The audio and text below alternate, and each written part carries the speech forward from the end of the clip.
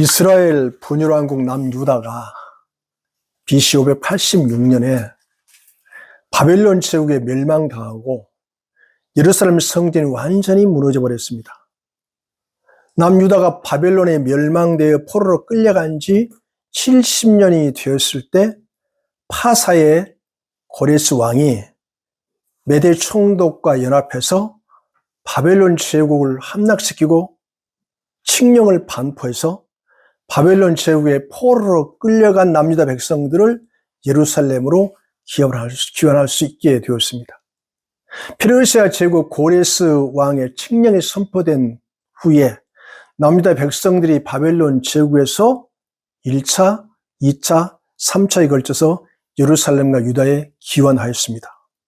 바벨론에서 제1차 귀환하는 것은 여호수아 대제사장과 그리고 남유다 백성들 그리고 총독 스룹바벨을 포함해서 약 한 5만 명 정도가 예루살렘에 귀환했습니다. 남유다 백성들이 예루살렘에 귀환한 후 여러 여건 속에서 예루살렘 성전을 재건하기 시작했고 우여곡절 끝에 22년 만에 비로소 스룹바벨 성전, 제2의 성전이 완공되었습니다.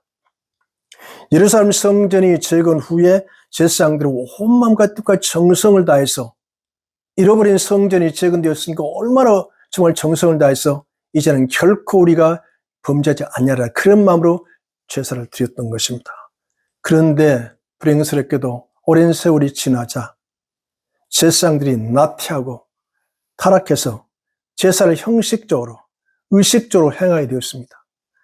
또 이스라엘 백성들은 하나님의 율법과 규례와 법률 또 그리고 법도 심지어 안식일도 형식적으로 지켜버렸습니다. 하나님을 경외하지 않고 끝내 온전한 11조까지 도둑질하는 그러한 지경에 이르렀습니다. 하나님께서 이스라엘 백성들에게 우상 숭배하고 음란한 가나안 땅의 원주민들과 결혼을 금지하셨는데 이스라엘 사회 지도층과 이스라엘 종교 지도자들이 우상 숭배하는 가나안 땅의 여인들을 아내로 삼고 며느리로 삼았습니다. 결국 이스라엘 백성들은 다시 세속화되었고 타락했습니다. 왜 그럴까요? 불순종과 불복종의 결과였던 겁니다. 불행스럽게도 바벨론에서 태어난 남유다 2세대, 3세대 자녀들이 부모로부터 신앙교육을 온전히 배우지 못해서 바벨론에서 예루살렘에 일단 돌아왔으나 하나님의 계명을 어기고 불순종하여 그 2세, 3세대들은 자기 속인에 오른 대로 행동하며 살았던 것입니다. 이런 와중에 페르시아 제국에서 태어난 느헤미야는 바벨론에서 1차 귀환 후에 93년 만에 3차로 페르시아에서 예루살렘에 귀환하였습니다. 느헤미야는 예루살렘 귀환 전에 페르시아의 제국 5대 왕 아닥사스다 1세 때 그는 술 맡은 관원이었습니다. 그 당시 술 맡은 관은 대단한 큰 직임이었던 겁니다. 느헤미야는 페르시아 학문과 언어에 능통하여 페르시아에서 장래가 촉망되는 인재였습니다. 만일 느헤미야가 세상에서 출세와 성공을 꿈꿨던 사람이라면 남유다 예루살렘 관해서 관심 가질 필요가 없었을 것입니다. 그러나 느헤미야는 페르시아에서 태어났지만 부모님으로부터 하나님을 배운 하나님의 사람이요 하나님의 백성이었습니다. 하나님은 적재적소에 필요한 사람 한 사람씩 세워두신다는 것은 스가랴에서도 이미 입증되었습니다. 느헤미야는 유다 지파 하갈의 아들이며 그 동생은 현재 예루살렘에서 통치하는 그런 통치자 하나님이었습니다. 이스라엘 백성들이 바벨론 제국에서 1차, 2차 귀환하여 예루살렘 성전을 재건하고 에스라를 통해서 하나님 말씀을 배우고 있었지만 이스라엘 백성들이 여전히 불안해한다는 소식을 느헤미야는 듣고 마음이 아팠습니다. 느헤미야가 개인적인 안녕과 평안만을 원했다면 굳이 예루살렘에 대한 관심을 가지지 않았을 것입니다. 고통하는 동족들로 인해서 고민도 하지 않았을 것입니다. 그러나 느헤미야는 페르시아에서 자기 동포들 잃지 않고 예루살렘 소식에 대한 형편과 관심을 가지고 계속적으로 동생 하나니를 통해서 슬픈 소식을 들었습니다. 그 서글픈 소식은 바벨론에서 70년 만에 포로에서 종으로서 식민지로 예루살렘 귀환하는 그 동족들이 아직도 예루살렘에서 그 수치와 괴로움을 당하고 있고, 그리고 재건된 스룹바벨 성벽이 오랑캐들에 의해서 성벽이 무너졌고 성전 문도 불에 타버렸다는 그런 서글픈 소식을 들었습니다. 느헤미야는 예루살렘으로부터 이런 서글픈 소식을 접하고 마음이 아파서 자신이 할 수 있는 일이 무엇인가 고민했습니다. 그때 느헤미야에게 하나님의 마음이 부어졌습니다. 그때 느헤미야는 페르시아에서 4개월 동안 집중적으로 밤과 낮으로 금식하며 동족을 위해서 기도하였습니다. 주님, 저를 예루살렘에 보내주셔서 무너져 있는 성전의 성벽과 불에 타버린 성전문을 재건하게 할 수 있는 기회를 허락해 주십시오. 그렇게 기도했습니다. 어느 날 페르시아 제국 아닥사스당 1세가 느헤미야 얼굴에 근심이 가득한 것을 보고 그에게 물었습니다. 자네 왜 그러는가? 그랬을 때 느헤미야는 자기의 마음속에 품고 있고 4개월 동안 기도했던 내용을 말했습니다. 내 조국 예루살렘에서 이렇게 성전을 지었는데 오랑캐들에서 또 성벽이 불에 타버려서 무너져 버렸습니다. 성전 문도 불에 타버렸습니다. 그래서 왕이시여, 저에게 기회를 주셔서 정말 제가 내 조국에 돌아가서 무너진 성벽을 재건하고 불에 타버린 성전 문을 재건할 수 있는 기회를 주십시오. 그러기 위해서 정말 조서를 써주시고, 정말 아시다시피 저희 국가는 돈이 아무것도 없습니다. 재정도 친히 조달해 주십시오 하고 아닥사스다 왕에 말씀했습니다. 아닥사스다 왕은 4개월 동안 기도했던 느헤미야에게 하나님께서 역사에서 그 말을 들으셨습니다. 나는 여기서 그 느헤미야의 그 인품과 품격과 그리고 그의 그 신실함이 정말 상사에 대한 충성스러운 그 모습을 읽을 수가 있었습니다. 이방인의 왕이 어떻게 자기 나라 신하도 아닌 이방 나라 사람을 이처럼 극진히 아끼고 사랑할 수 있을 것인가? 바로 이것이 느헤미야의 이런 품격이 하나님의 사람의 모습이 아니겠는가? 라는 것을 깨닫게 되었습니다. 느헤미야는 페르시아 제국의 아닥사스 왕의 허락을 받아서 예루살렘에 도착했습니다. 예루살렘에 도착한 느헤미야는 다른 사람 몰래 한밤중에 잠에서 깨어서 자기 동생과 함께 무너진 성벽 현장을 답사했습니다. 그리고 자신이 헤쳐나갈 일에 대한 분명한 계획을 세우게 된 것입니다. 그리고 성벽 재건을 시작했습니다. 성벽 재건은 결코 혼자서 할 수 없는 거대한, 여기서 말하는 큰 역사, 영어로 great 프로젝트죠. 느헤미야는 남유다의 누가 함께 역할을 분담해서 성벽 재건 계획을 구체화시켰던 겁니다. 교회에서도 주님의 일을 섬길 때 성도들 간의 업무를 서로 이렇게 분담해서 함께 협력해야 합니다. 왜냐하면 교회의 일은 여러 가지 다양합니다. 그러니까 혼자 할 수 없는 겁니다. 그래서 혼자 할 수 없기 때문에 서로 같이 분담하는 것이죠. 느헤미야가 성벽 재건 공사를 시작할 때 그 일에 반대하는 그리고 거절하는 귀족들이 있었습니다. 성벽 재건 과정에서 공사를 방해하는 대적자들, 그들은 조직적으로, 심리적으로, 물리적으로 공포 분위기로 몰아갔습니다. 느헤미야 4장 5장에서 보니까 성벽 재건에 반대한 자들은 외부 적들이 있었고도 내부 적들도 있었습니다. 느헤미야는 내부의 원망과 또 외부의 반대를 무릅쓰고 5m 되는 두꺼운 두께의 성벽을 재건과 또 우리 불에 타버린 성전 문을 52일 만에 재건하였습니다. 느헤미야 성벽 재건을 방해하는 대적들은 사마리아 정부 관리인 산발랏, 암몬 사람 도비야, 그리고 아라비아 사람 게셈이었습니다. 암몬 사람 도비야는 이스라엘 오랜 적국이었습니다. 예루살렘 성벽이 재건되어 가는 과정에서 대적자들이 집요하게 방해하고 성벽 공사를 비방했습니다.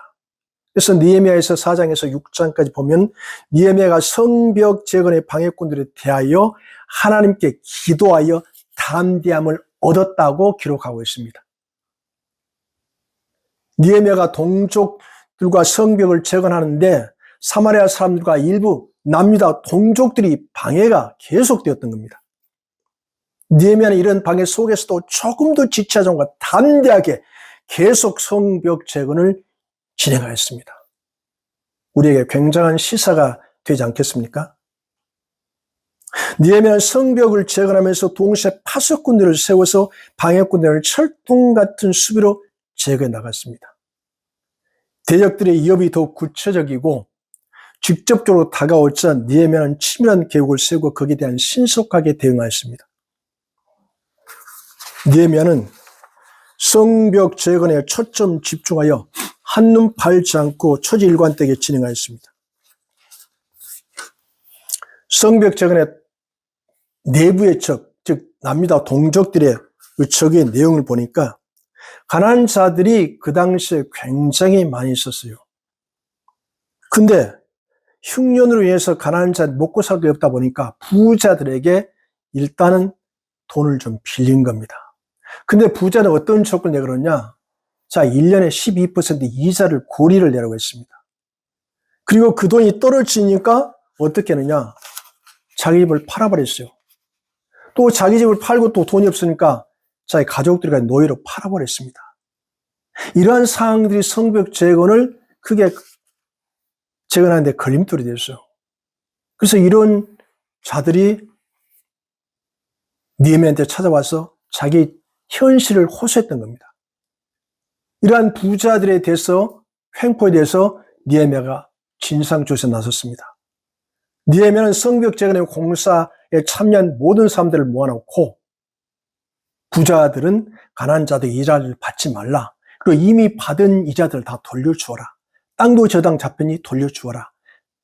자녀를 노예를 삼았니 돌려주어라. 이렇게 권면했습니다. 그때 채권자들은 채무자들에게 모든 걸 돌려줬습니다. 그러면서 하는 말이 있습니다. 나도 12년 동안 내가 여기서 살겠지만 내가 한 푼도 월급 받지 않았다라고 그놈이 자기를 솔선수범하는 모습을 그들에게 밝혔기 때문에 그들도 순수하게 채무자들에게 돌려줬던 겁니다. 그러나 여전히 거짓 선지자들과 성벽 재건 반대파들은 성벽 재건을 진행하는 동안에 느헤미야에게 끝까지 헛소문을 퍼뜨려 가면서 비방하였고 관리들에게 뇌물을 주면서까지 성벽 재건을 조직적으로 방해했습니다. 성벽 재건 대적자들의 집요한 방해로 느헤미야에게 시련이 계속되었습니다. 우리는 여기에 대해서 어떠한 자세로 우리는 헤쳐나갈 수 있을 것인가를 우리는 생각해 볼 그런 때가 된 겁니다. 우리 본문 1점 다 같이 한번 좀 합독해 주세요. 본문 1절.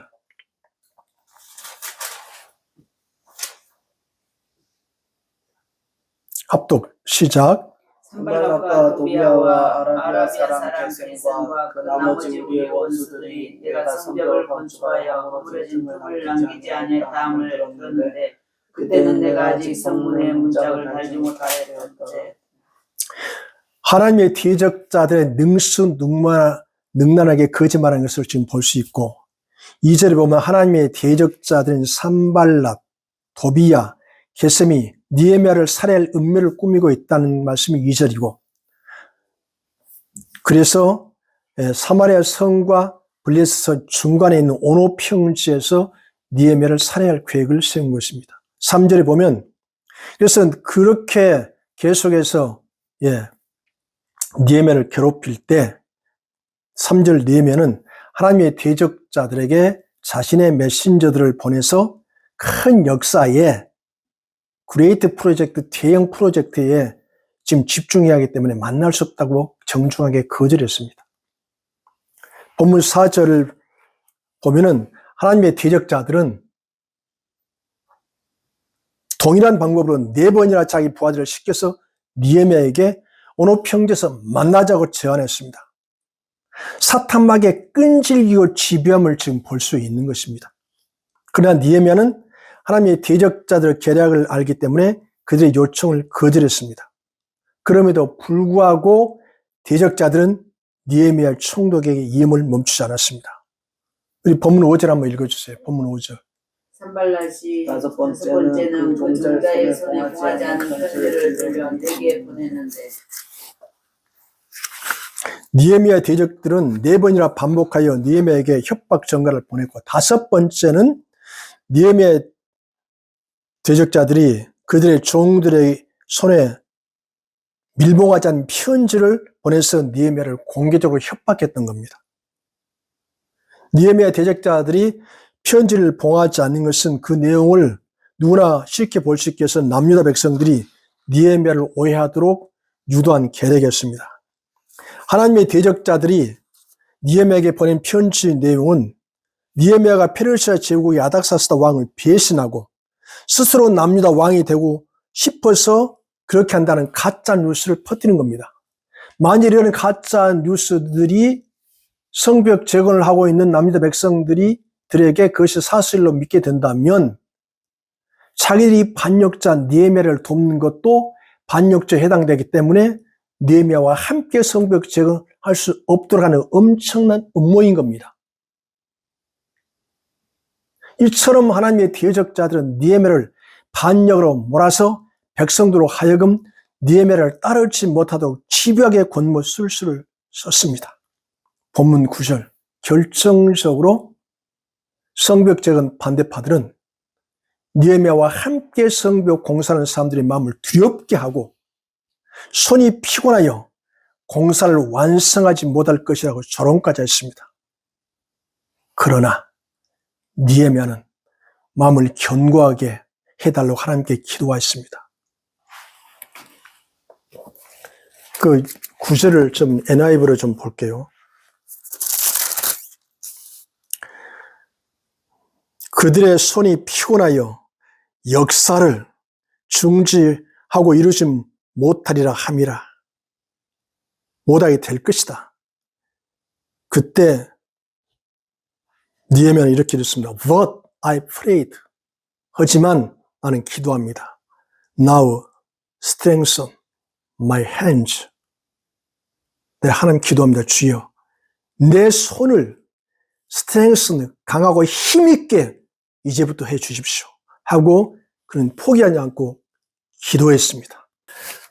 본문 15절 아까 읽었지만 본문 15절 보면 성벽 재건은 우여곡절 거친 후 52일 만에 대형 공사, 그레이트 프로젝트가 완공되었습니다. 본문 16절에 보면 성벽 재건이 힘들고 어려웠지만 성벽 공사 끝나자 방해꾼들은 두려워서 스스로 낙담하였습니다. 왜냐하면 악조건 속에서도 굴복하지 않고 신속하게 공사가 진척되었던 것은 궁극적으로 이 모든 공사를 하나님께서 직접 주관하셨기 때문입니다. 그러나 남유다인들 중에서 하나님의 대적자들과 이해관계에 있는 사람들은 느헤미야가 도비야의 음모를 수용하도록 여전히 음모를 꾸미고 있었어요.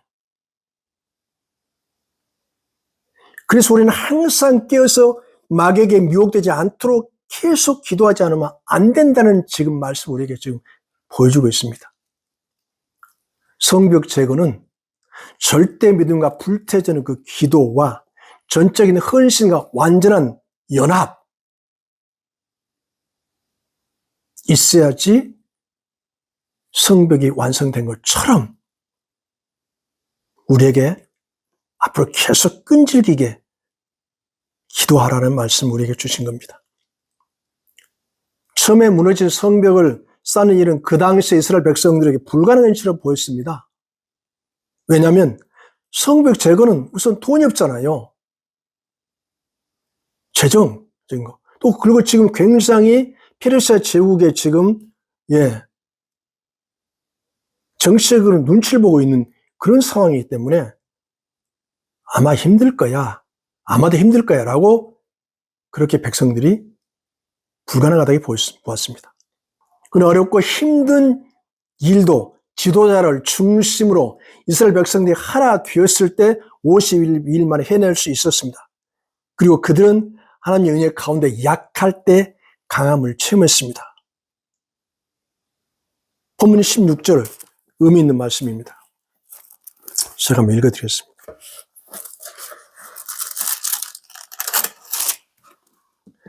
우리들의 모든 대적과 주위에 있는 이방 족속들이 이를 듣고 다 두려워하여 크게 낙담하였으니 그들이 우리 하나님께서 이 역사를 이루신 것을 알미라. 그들이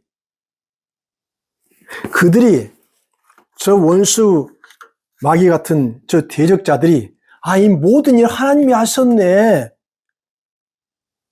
모든 일은 하나님이 하셨구나. 정말 성벽 재건과 성전 문을 세우는 것도 하나님이 하셨다는 것을 그들이 깨달았다. 리얼라이즈 깨달았다. 다시 말하면 성벽 재건은 주님이 하셨습니다. 라는 고백입니다.